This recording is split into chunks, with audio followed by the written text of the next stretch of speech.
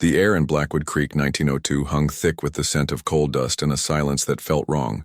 Not the quiet of peace, but the heavy, watchful stillness of a held breath. Sunlight, usually a robust presence in the Appalachian hills, fought to pierce the perpetual haze clinging to the mine's maw, a gaping jaw in the hillside. Inside, 15 men, fathers, brothers, sons, had descended for their shift in the Black Diamond mine. Now, a day later, the sun stood high, and the whistles that normally signaled the end of the workday remained stubbornly mute. Sheriff Brody, a man whose face seemed permanently etched with the anxieties of a town that relied on the earth's dark bounty, stood at the mine's opening. Beside him, Mayor Henderson wrung his hands, his usual bluster replaced by a nervous tremor. A small crowd, a cross-section of Blackwood Creek's weary souls, huddled near the wooden barricade, their faces a mixture of dread and forced stoicism. These were the wives, the children, the mothers. They knew the rhythm of the mine, the predictable clang of picks, the rumble of carts, the echoing shouts. This silence was an anomaly, a discordant note in the familiar symphony of their lives. Suddenly, a small figure, no older than 8, detached itself from the periphery of the crowd. Elara Vance, her hair a tangled mess of straw-like brown, her dress patched and faded, moved with an unnerving purpose.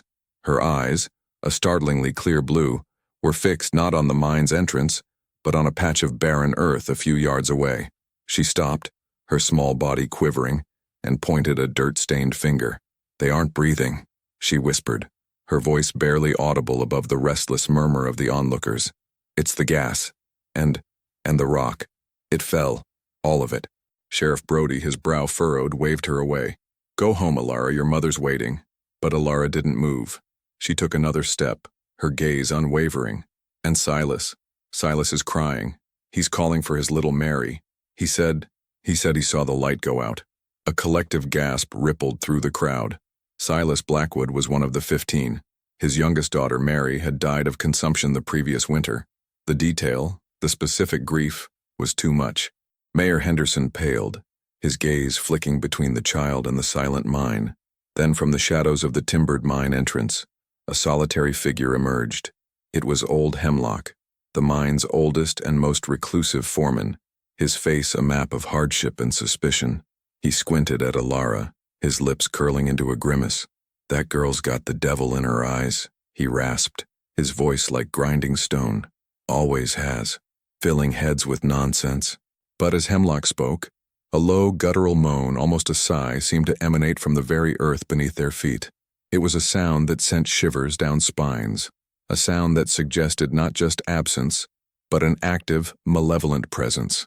Elara, her small body rigid, looked at Sheriff Brody, her blue eyes wide with a knowledge no child should possess. "They're still down there," she said, her voice now carrying a chilling clarity. "And they won't come out.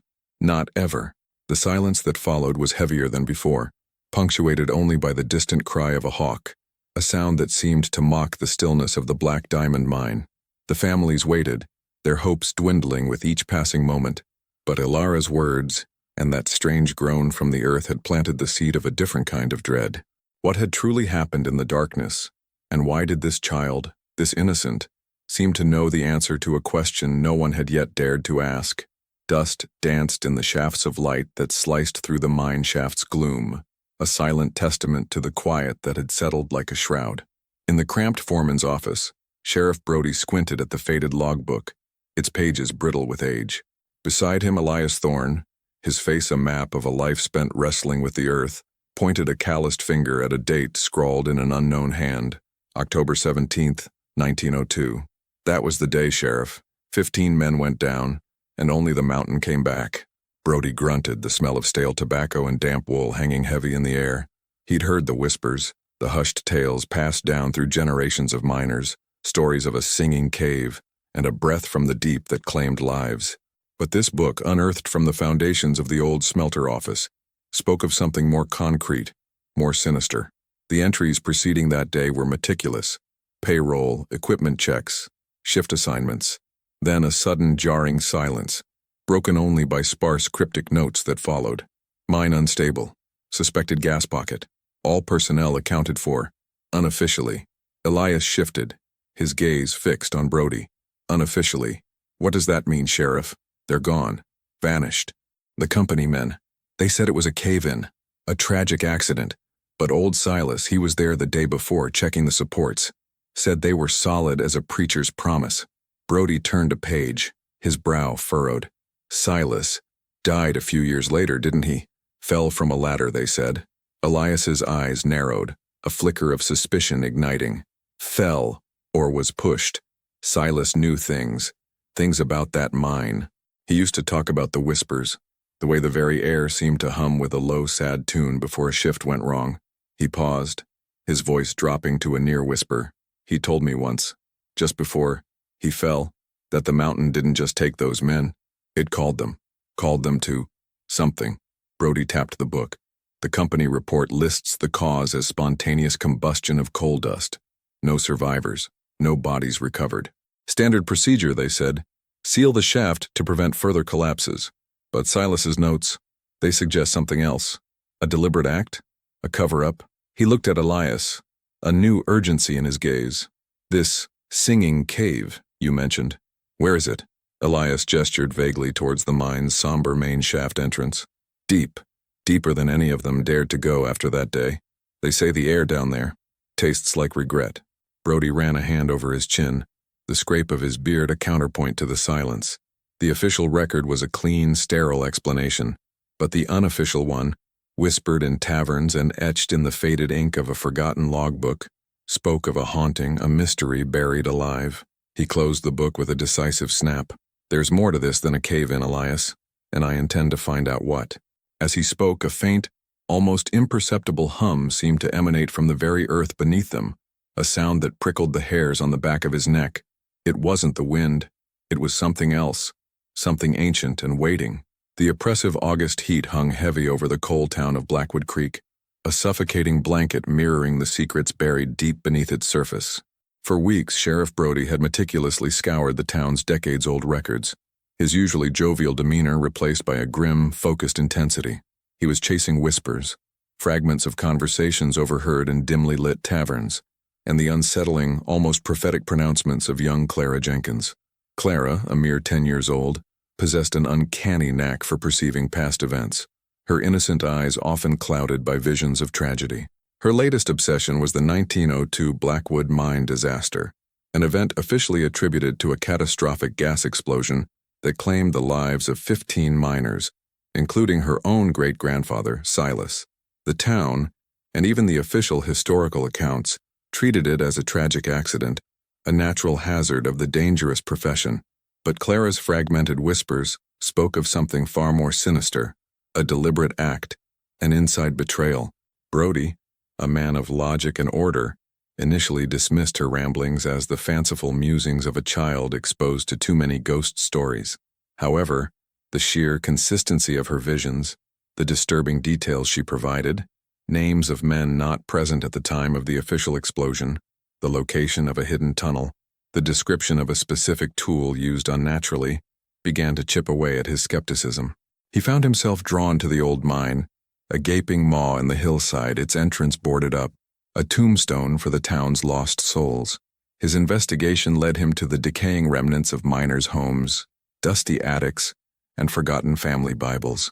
He spoke with the elders, those whose memories stretched back to that fateful year, but many were reluctant to unearth the past, their faces etched with a familiar, almost ingrained fear. They spoke of the company owner, Mr. Abernathy, a man as cold and ruthless as the unforgiving rock he extracted, and the foreman, a gruff, taciturn man named Jedediah Stone, who was conveniently rumored to have been absent from the mine that day. On a sweltering afternoon, while examining a brittle newspaper clipping detailing the aftermath of the disaster, Brody noticed a small, almost imperceptible notation in the margin, scrawled in faded ink. The blame lies not with the earth, but with men. The handwriting was unknown, but it echoed Clara's pronouncements with chilling accuracy.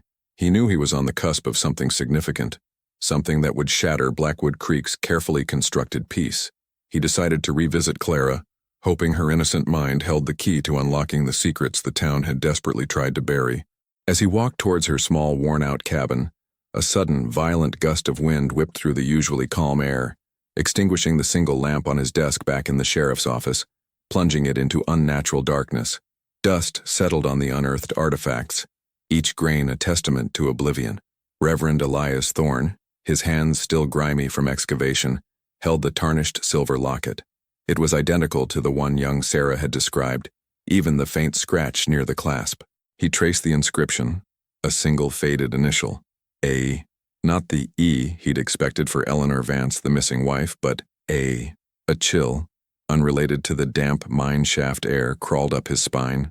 He looked at Sarah, her small face marked by a disturbing stillness, her eyes reflecting a light that seemed to come from somewhere far beyond the flickering lantern.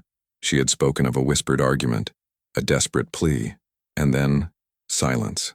She had mentioned a man whose name was etched in the town's history as a pillar of the community, a man now long dead. But Sarah's visions were rarely about the living. They were echoes, trapped in the earth, waiting to be heard. The locket felt heavy, a fragment of a story that refused to stay buried. He turned to Thomas, the town's grizzled sheriff, whose skepticism had been slowly eroded with each unearthed clue. This A, that changes things, doesn't it? Thorne's voice was barely more than a whisper. Sheriff Brody grunted, his gaze fixed on the mine's dark gullet. It changes everything, Elias. If Sarah's right, and if this locket belonged to her, then we're not just looking for a lost woman. We're looking for a murderer. The weight of their discovery pressed down on them, a palpable presence in the stifling darkness. The whispers of the past were growing louder, and Thorne had a chilling premonition that they were only beginning to grasp the true depth of the tragedy that had unfolded in these forgotten shafts. He glanced back at Sarah, her innocent eyes now wide with sudden, uncontrollable fear. She pointed a trembling finger towards the deepest, darkest recess of the mine. "He's still there," she gasped, her voice a mere thread of sound. He always was. The oppressive dampness of the valley clung to everything, a sodden shroud mirroring the secrets buried in the soil. Reverend Elias Thorne, his face etched with a weariness that went beyond mere age, traced the faded ink of the logbook. 15 names, all young men, all lost to the maw in '02. The official report spoke of a cave-in, a tragic accident, but the whispers, the unsettling pronouncements from the settlement's children, their visions of a dark, suffocating void, of screams swallowed by the earth, of a desperate, futile struggle, painted a far grimmer picture. He had dismissed them at first, the ramblings of overactive imaginations fueled by fear and the harsh realities of mining life. But Ilara, the elder of the twins, her eyes too old for her years, had described with chilling specificity the crack of timbers, the groan of the earth, the icy grip of darkness. She had spoken of a man, not a miner, but someone who was above, watching, his hands stained with something that wasn't coal dust. This man, she had whispered, had ensured their silence, not with picks, but with something far more deliberate. Elias clutched a brittle, yellowed newspaper clipping, the headline proclaiming the bravery of the futilely striving rescuers. A lie. He knew it now. The children's visions were consistent, a chorus of spectral testimony. Young Silas, no older than 7, had drawn a crude yet terrifying sketch of the mine shaft, not caved in, but deliberately breached from above, a dark opening where none should have been. He had identified the figure in the drawing with the same unsettling certainty Ilara had shown in describing the man Ilara had spoken of. The weight of this knowledge was crushing. This settlement, built on the promise of salvation and prosperity, had been founded on a bedrock of what? Murder. He looked out at the faces of his parishioners during Sunday service, their faith a shield against the harshness of their existence. Were they oblivious or complicit? The elders, especially the stoic Deacon Silas, whose son was among the lost, exuded an air of quiet authority, a veiled protectiveness that now seemed sinister. He had to find proof, something tangible to corroborate the children's spectral accounts. He returned to the dilapidated mine office, the air thick with the ghosts of hopelessness and industry. Dust motes danced in the sparse beams of light that penetrated the grimy windows. He found a locked strongbox beneath a loose floorboard, its lock rusted but yielding to a determined shove. Inside, not company records, but a collection of personal journals belonging to the mine's foreman, a man named Jedediah Croft, who had also perished in the accident. He opened the first journal. The entries were mundane at first. Observations on ore yield, camaraderie among the men. Then, a shift. Croft wrote of disagreements, of a dispute over safety measures. of a growing unease. He mentioned the benefactor, a wealthy landowner from outside the valley who had invested heavily in the mine, a man who prioritized profit above all else. The entries became more agitated, hinting at a dangerous plan, a way to cut costs, to streamline operations. Then Elias found it, a passage written in a trembling hand, detailing a confrontation with the benefactor the night before the cave-in. Croft threatened to expose a dangerous shortcut, a deliberate weakening of a crucial support beam to expedite extraction. The benefactor, according to Croft's fearful scribblings, had threatened him, and then the entry ended abruptly. A chilling premonition hung in the air. The children had not seen a natural disaster. They had seen a calculated act of extermination, orchestrated by a man who saw 15 lives as expendable. But who was this benefactor, and how had he managed to pull off such a brutal charade? The next morning, Ilara and her twin Clara approached Elias as he stood near the cemetery, the fresh earth of a newly dug grave, a grim reminder of a recent infant loss. Clara, usually the quieter of the two, held a small, smooth stone. "The earth remembers, Reverend," she whispered, her voice barely audible. "It remembers the hands that broke it, and the promises that were buried with them. The benefactor, he wears a ring, a snake, coiled around a stone." Elias looked at the children, their innocent faces a stark contrast to the darkness they illuminated. A ring, a snake. A cold dread settled in his gut. He had a name now, a symbol, but the question remained, how to prove it, and more importantly, how to confront a man powerful enough to orchestrate such a massacre and make it disappear into history. He glanced back at the distant grand mansion, perched on the highest hill, a silent, imposing sentinel over the valley, a place where the true architect of their tragedy likely resided. The air in the small, wood-paneled room hung thick with the scent of stale tobacco and unspoken fear. Pastor Davies, his face etched with a weariness that belied his years, traced the faded inscription on the tarnished silver locket. The year 1902. The mine. 15 men. The echoes of these words, whispered by the children, had lodged themselves beneath his skin, refusing to be dislodged by sermons or prayers. He had tried to dismiss them as childish fantasy, the vivid imaginations of young minds fed on tales of the earth's darkness.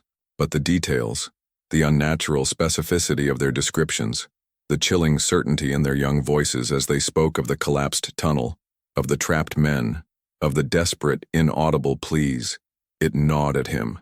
He looked at the two small figures huddled on the worn rug near the fireplace, their faces illuminated by the flickering firelight. Ilara, her brow furrowed in concentration, her tiny hands furiously sketching on a piece of parchment. Silas, his eyes wide and fixed, staring into the flames as if seeing a world beyond the present. Their mother Martha sat nearby, her knitting needles frozen mid-stitch, her gaze fixed on her children, a mixture of pride and profound disquiet warring in her expression. They were only 7 years old, those twins, yet they carried the weight of a tragedy no one in Blackwood Creek had ever known. Davies turned his attention back to the locket. It belonged to Thomas Miller, one of the 15. His wife, now remarried and living in a neighboring county, had sent it to him, along with a terse letter mentioning the children's inexplicable claims. She had dismissed them as morbid, but admitted to an unease she couldn't shake. Davies had received it a week ago, a tangible link to the spectral whispers that had begun to haunt his ministry. He looked at the faded daguerreotype tucked inside the locket, a man with a stern face, his eyes holding a hint of something raw and untamed. Thomas Miller. The children had spoken his name with a near-reverent sadness. They described the glint of mica in the coal dust that clung to his beard, the way he hummed a particular melancholic tune as he descended into the earth, details no living soul, not even the oldest Blackwood Creek residents could recall. The official record stated the mine had been abandoned due to dwindling yields, a quiet closure, a forgotten chapter, no disaster, no lost souls. But Ilara had spoken of a greedy hand, of promises broken like rotten wood, of a silence that swallowed them whole. Silas had added, his voice a thin, reedy whisper. The rock cried, and then it fell. Davies had questioned the children, gently at first, then with a growing urgency. He'd asked about their dreams, their games. They insisted they weren't dreams. They were memories, not theirs, they explained with disarming simplicity, but memories that had found their way. He rose and walked to the window, peering out into the deep pre-dawn darkness. The familiar silhouette of the abandoned mine, perched on the jagged ridge that dominated the valley, seemed to loom larger, more menacing than usual. The children had pointed to it, their small fingers trembling when he'd asked where it had happened. "Down there," Ilara had said, her voice almost inaudible, "where the darkness eats the sun." He felt a shiver that had nothing to do with the early autumn air. Martha cleared her throat softly. "Pastor," she began, her voice trembling slightly. They spoke of a name, of a man who shouldn't have been there, a man who made them stay." Davies turned, his heart hammering with a strange mix of dread and anticipation. "Who, Martha?" he asked, his own voice hoarse. Martha hesitated, her eyes flicking toward her children, who remained absorbed in their own silent communion with the past. They said his name was Silas. Like my Silas." Davies's gaze shot to the boy, who was now looking up from the fire, his expression unnaturally serene. The boy's eyes, so like Ilara's, met the pastor's, and in their depths, Davies saw not childish innocence, but an ancient, knowing sorrow. And then Silas spoke, his voice unnaturally deep for a boy his age, a chilling resonance that seemed to emanate from the very stones of the old house. "They didn't fall, Pastor. They were pushed. And some of us remember why." The dust settled, but the unease did not. The revelation of the miner's fate, unearthed by the unyielding truth whispered by children, had fractured the very bedrock of Blackwood Creek. Sheriff Brody, his face etched with the weight of a decade of buried guilt, stood before the gathered townsfolk. The mine entrance, once a gaping maw promising livelihood, now gaped like a wound, a grim reminder of greed and desperation. The names of the 15, long lost to the earth and to memory, were finally spoken aloud, etched onto a makeshift memorial stone by the very hands that had once dismissed the whispers of the lost. Young Eliza, her small body still trembling, clutched her brother Thomas's hand. Her innocent eyes, which had witnessed what no one else dared, now held a deep, unsettling knowledge of human darkness. Their father Silas stood beside them, his own silent torment a testament to the fragile boundary between the living and the spectral. He had faced the judgment of his neighbors, the scorn of those who clung to denial, and finally, the quiet understanding that some truths, however inconvenient, could not be silenced. The mine collapse, it was now clear, was not an accident. It was a deliberate act, a desperate attempt to silence 15 men who had stumbled upon a secret far more valuable and far more dangerous than coal. The discovery of the foreman's ledger, hidden amongst the collapsed timbers of the caved-in shaft, provided the final irrefutable piece of the puzzle. It detailed not only day-to-day operations but a clandestine trade, a hidden wealth extracted alongside the coal, meant to line the pockets of men who believed themselves above consequence. The names in that ledger, long gone or deeply entwined in the town's history, were whispered with a chilling reverence. Justice, in its earthly form, was a complicated thing in Blackwood Creek. Some faced quiet ostracization, their legacies tarnished. Others, like the foreman, had already met their own violent ends, a self-inflicted penance. As the sun began its dip below the jagged peaks, casting long, mournful shadows, Silas herded his children away from the somber gathering. The whispers of the lost miners, once a terrifying chorus, now seemed to fade into a low, resonant hum, a reminder of the earth's enduring memory. Blackwood Creek would never be the same. The darkness had been exposed, not by a grand pronouncement, but by the quiet, persistent voices of children who dared to hear what remained unseen, unheard. The tragedy of the 15 miners was no longer a forgotten secret, but a scar, a testament to the enduring power of truth, however buried, and the unsettling wisdom found in the most unexpected of places. The mine remained closed, a silent sentinel, forever holding its breath, a monument to the lost and the darkness they had unearthed.